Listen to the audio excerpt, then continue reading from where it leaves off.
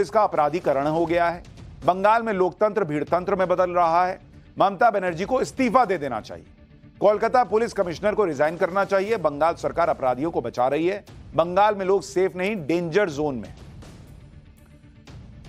आपको सुनवाता हूं कि बंगाल के गवर्नर ने बंगाल में लोकतंत्र को लेकर और क्या कहा। फिर बताऊंगा जिससे राष्ट्रपति शासन की अटकलें तेज हो रही। In Bengal, democracy is degenerating into mobocracy. That is a unfortunate picture of contemporary Bengal. There has been grave failure of the state government machinery.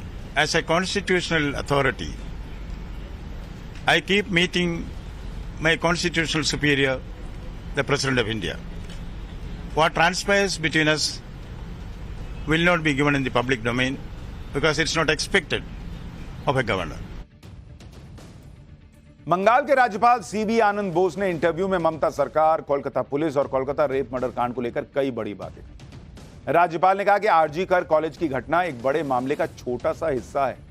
पूरे बंगाल में हालात खराब है। 20 महीने में बंगाल के 100 से ज्यादा गांव में हिंसा देखी है। पुलिस का एक विभाग जानबूझकर हिंसा कंट्रोल नहीं करता।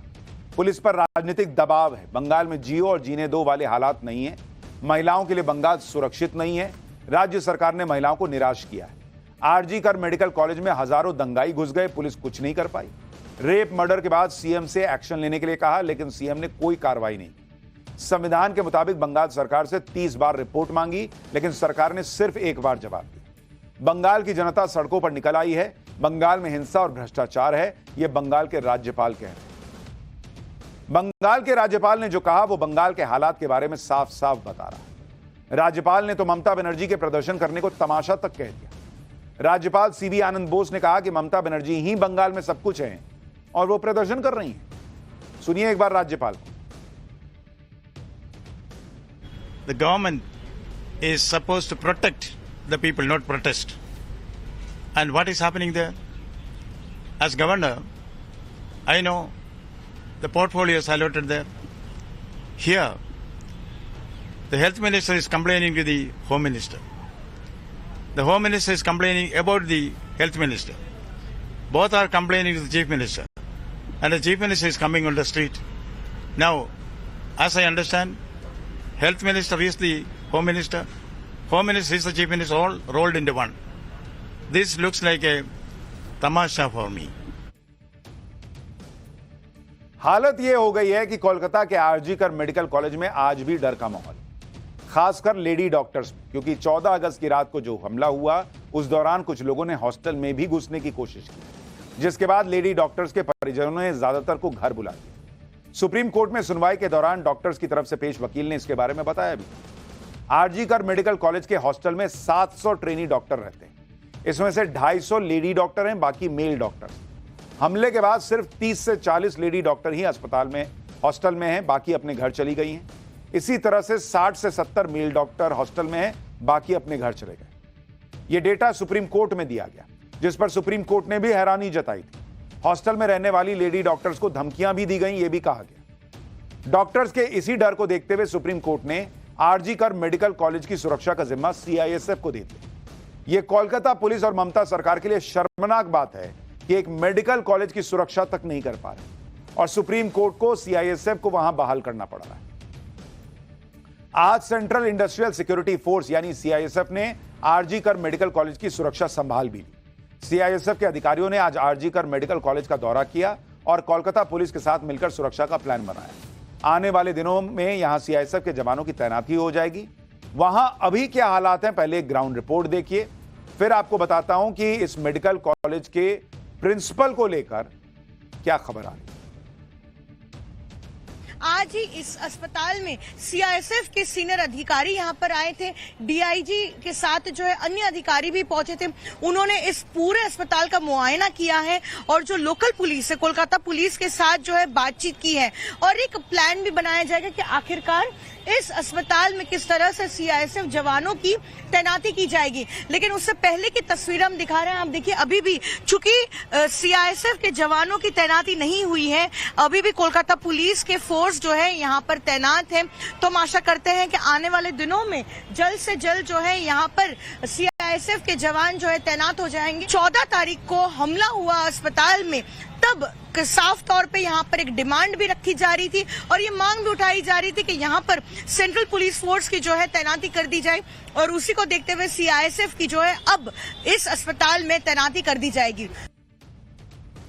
आरजीकर मेडिकल कॉलेज की सुरक्षा इसलिए भी जरूरी है क्योंकि वहां के पूर्व प्रिंसिपल संदीप घोष पर बेहद गंभीर आरोप लगे। संदीप घोष पर करप्शन, कमीशनबाजी, जूनियर्स को शराब पिलाने, बाउंसर रखने और माफिया की तरह काम करने के आरोप लगे। संदीप घोष पर लगे आरोपों पर आरजीकर मेडिकल कॉलेज के छात्र सख्त कार्रवाई की मांग कर रहे हैं, जिससे कॉलेज और अस्पताल का माहौल ठीक हो सके। सुनिए डॉक्टर्स क्या कह रहे हैं। बिल्कुल गलत है। हॉस्पिटल एक सेफ प्लेस होना चाहिए फॉर रेजिडेंट्स के लिए भी, पेशेंट्स के लिए भी और आने वाले लोगों के लिए।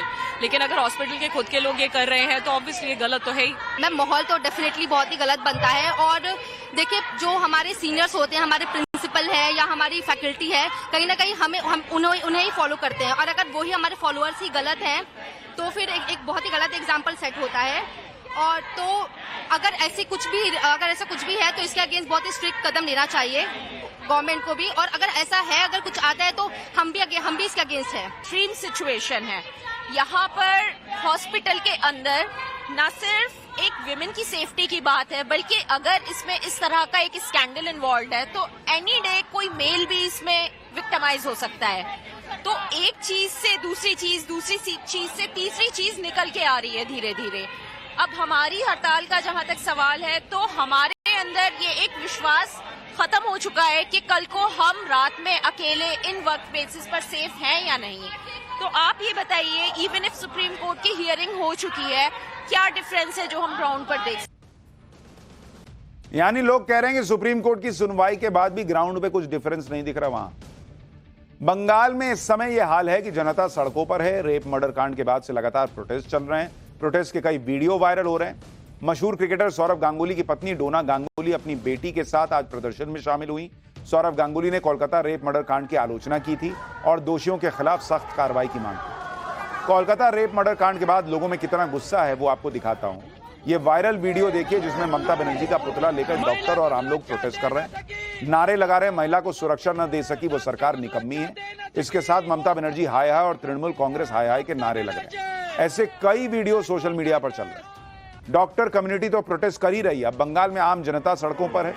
ये तस्वीर देखिए, सैकड़ों की संख्या में लोग ट्रेनी डॉक्टर के साथ हुई हैवानियत को लेकर इंसाफ मांग रहे हैं। इस रैली में बड़ी संख्या में मुसलमान महिलाएं भी शामिल हैं। क्या बंगाल में राष्ट्रपति शासन लगना चाहिए और ममता बनर्जी को इस्तीफा देना चाहिए? इस पर बंगाल की जनता क्या कह रही है वो भी आपको सुनवाता हूं।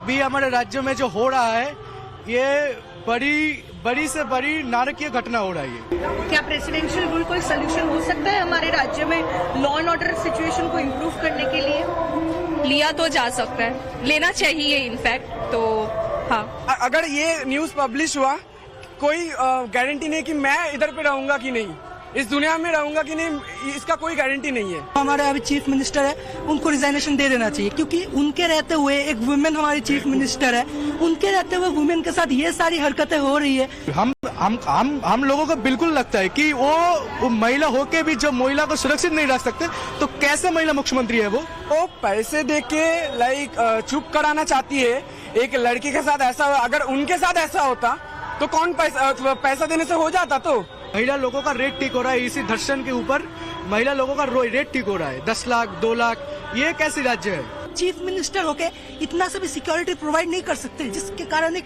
महिला रास्ते पे शाम में या फिर रात में इंडिपेंडेंटली घूम सके। इतना तो उनको एक्चुअली मतलब इतना तो एटलीस्ट इंश्योर करना चाहिए ना, वरना किस काम के चीफ मिनिस्टर है आप? सुना आपने, ये बंगाल के लोग हैं। कईयों को लगता है ममता बनर्जी को इस्तीफा देना चाहिए, कईयों को लगता है राष्ट्रपति शासन लगना चाहिए और हर किसी को यह लगता है कि महिला मुख्यमंत्री होकर महिलाओं के साथ ये हो रहा राज्य में। बंगाल में जो हालात हैं उसके बाद सवाल यह भी है कि केंद्र सरकार बंगाल में राष्ट्रपति शासन लगा क्यों नहीं देती। लोग ये सवाल पूछ रहे हैं और इसको लेकर चर्चाएं भी हो रही हैं। क्या बंगाल में राष्ट्रपति शासन ही विकल्प बचा है? इस बारे में पाठशाला में मैंने आपको बताया भी था। अब राज्यपाल ने राष्ट्रपति से मुलाकात कर ली है और कोलकाता कांड के बारे में जानकारी दी। तो फिर